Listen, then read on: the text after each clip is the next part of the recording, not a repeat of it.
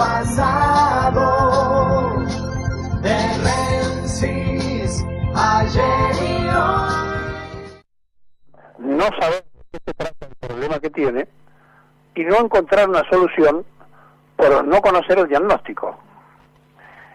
Cuando uno lee sobre la historia nacional, cuando uno se instruye sobre nuestro pasado, se da cuenta que en más de 200 años la Argentina ha tenido muy pocos presidentes que planificaron y que mostraron la posibilidad de realizar una tarea ordenada, pensada, imaginada, para que el pueblo pueda vivir de la mejor forma posible en un país de los más ricos de la tierra.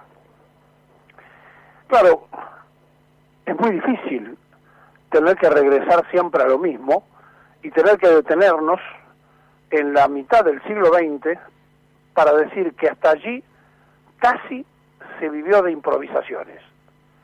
Y lo triste es que después de ese periodo de una tremenda ilusión de una Argentina potencia, pasamos otra vez a lo habitual, a perder la brújula, a no tener diagnóstico y a no tener un proyecto.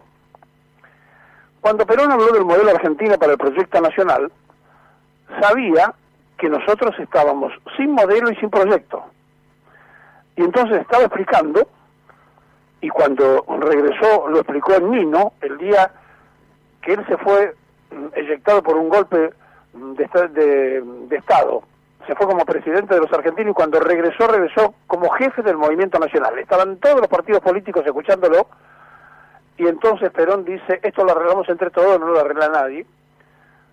Y entonces propuso otra vez un plan trienal. Antes había hecho 2 planes quinquenales, uno no lo pudo terminar porque vino al golpe, y antes de todo eso, en el Consejo de Posguerra, también había planificado la Argentina cuando ni siquiera era presidente y tenía la responsabilidad de decirle a los militares cómo se salía de esa crisis. Es decir, que lo más importante que tuvo Perón es que se detuvo a pensar. Pensó la Argentina, imaginó las soluciones, armó el proyecto y luego se dio a la tarea de cumplirlo. Recuerdo que una vez él habló de 77.000 obras públicas y nosotros nos animamos por única vez a corregirlo diciendo no son 77.000, son 120.000. Porque Perón contaba por una sola obra pública, un barrio completo, la iglesia, el hospital, la cuestión del deporte. Para él era todo una sola obra. Nosotros contamos obra por obra, la escuela, el hospital, la comisaría, es decir, todo lo que se hacía, y contamos 120.000 obras públicas. Si un gobierno en 10 años puede hacer 120.000 obras públicas y hoy se vanaglorian cuando inauguran una barrera, van 4 veces a inaugurarla, es porque hay una deficiencia absoluta en una sociedad que ha visto cómo mermó la capacidad y el talento de su dirigencia, pero además ha ido acompañando esta crisis. No podemos pensar que el pueblo tiene la culpa, pero los dirigentes argentinos no nacen de un repollo, son a imagen y semejanza de lo que nosotros somos como sociedad. Por lo tanto, es una sociedad que en aquel tiempo de las plenas realizaciones le faltó algo que pretendió decirlo el 1 de mayo cuando habló y expresó que era imprescindible empezar a hacer la batalla cultural, porque Perón se dio cuenta que no había tenido el tiempo necesario para esa batalla cultural, es decir, para cambiarle a la sociedad el pensamiento para que interpretara aquellos postulados tan simples, tan comunes, de que había que producir al menos lo que se consumía, que el hombre era el centro de la política, que cuando hablaba de su tercera posición ideológica decía distante de todo imperialismo.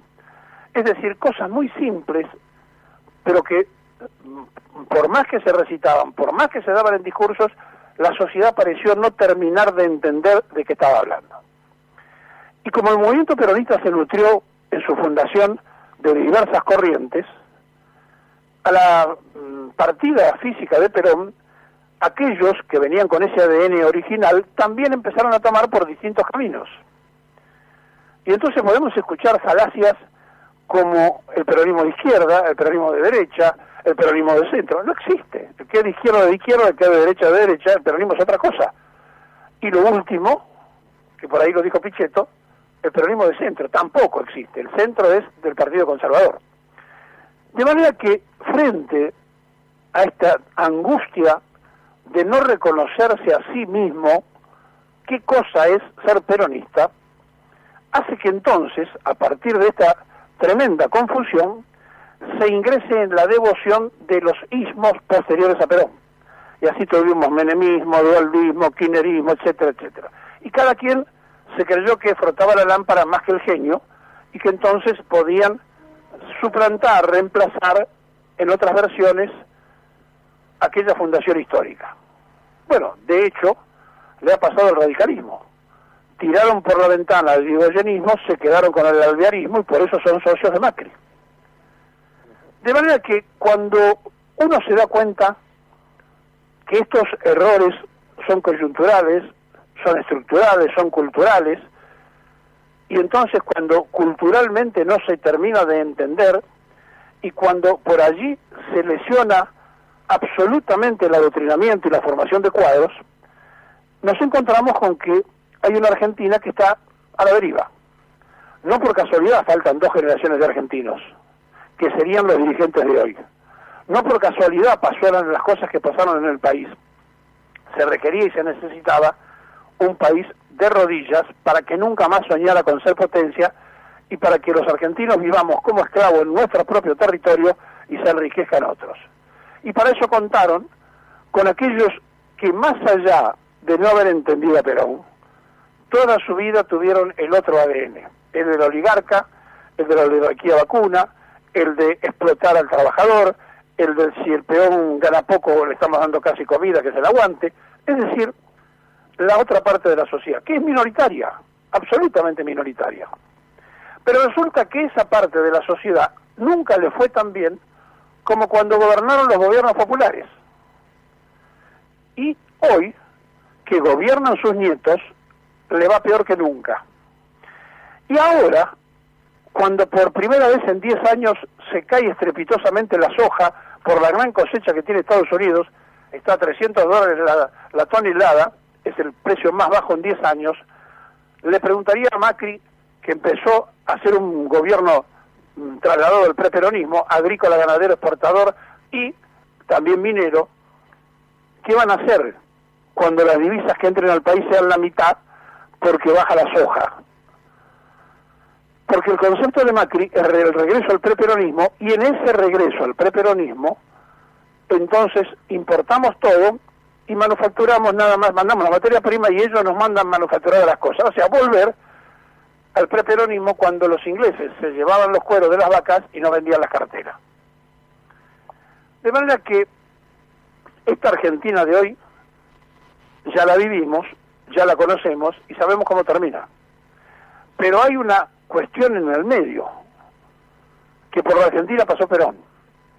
Y entonces, con errores, con falta de información, de adoctrinamiento, con no haber desarrollado la revolución cultural y todo lo que le apunté antes, pese a todo eso, existen algunos que se molestan, son jóvenes, se toman la preocupación, entienden dónde está la patria en serio, y no van a poder pasar por arriba de ninguna manera. Ahora, vayan ustedes pensando, tenemos fragmentación en todos los terrenos y lo último que queda, que es el movimiento obrero organizado, tiene la CGT con corrientes internas, que eso no está mal, pero a su vez de tener sus corrientes internas, aparecen 362 organizaciones. Una, la que manejaba el Momo Venegas, que integró el partido FE con el macrismo, otros que se arrepintieron de eso y ahora están en contra del gobierno, otras que se creó hace poco con gremios chicos y una nueva que se va a crear hoy con los gremios más grandes. Tenemos 3 CTA, 2 CTA que ya se han dividido en 3. Y entonces, si eso es lo último que queda en pie y tenemos esta fragmentación, vayamos pensando seriamente que todos nosotros como sociedad contribuimos a la anarquización del poder y somos presa fácil de los de afuera. Entonces, aquí viene la otra gran pregunta, que la hicimos ayer. ¿Hay una propuesta para salir de esto? ¿O simplemente hay una voluntad de que se vayan los que están, así entramos los que no estamos, y entonces entramos los que no estamos y nos podemos acomodar en el manejo de la cosa pública? Porque la sensación que uno tiene es que llegan a la política para salvarse, no para ayudar a que se salve el pueblo. O sea, es como si buscan la gran jubilación, conseguí un puesto y te jubilás. Y así entonces, hoy tenemos diputados del Mercosur que nos cuestan una fortuna y que no trabajan, porque el Mercosur no funciona y porque esos diputados van a ejercer recién cuando empiecen todos los países que integran el Mercosur a tener los diputados electos. Una verdadera estafa al bolsillo de la sociedad, los diputados electos del Mercosur, que nos cuesta una millonada de pesos, y si quieren empezar a recortar el gasto político, empiecen por esto, porque no representan absolutamente nada, más allá que fueron elegidos por el pueblo. Pero entonces, cuando nosotros vemos que se piden ese tipo de esfuerzos y rifan generosamente millones de dólares todos los días para que el papelito verde no se vaya para arriba y el papelito verde se sigue disparando, mientras los jubilados se pueden llegar a morir porque las farmacias no cobran, los laboratorios no cobran y el PAMI no los atiende.